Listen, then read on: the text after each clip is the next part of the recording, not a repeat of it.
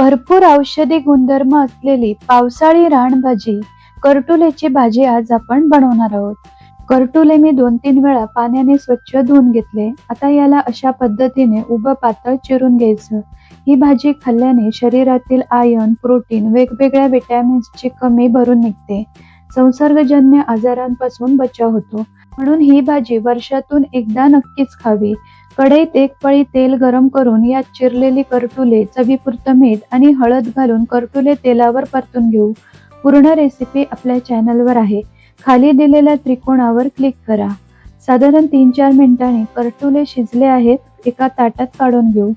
आता त्याच कढईत शिल्लक राहिलेल्या तेलात भाजीला फोडणी देऊ. अर्धा चमचा मोहरी, जिरे, बारीक चिरलेला कांदा, 7-8 कढीपत्त्याची पानं, ठेचलेला लसूण पाकळा आणि बारीक चिरलेला टोमॅटो घालून परतून घेऊ.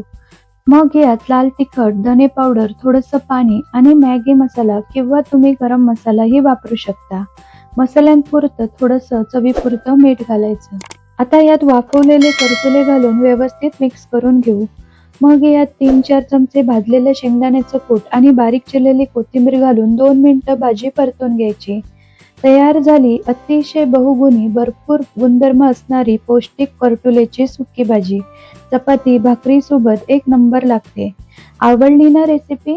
मग एक लाईक आणि पटकन सबस्क्राईब करा.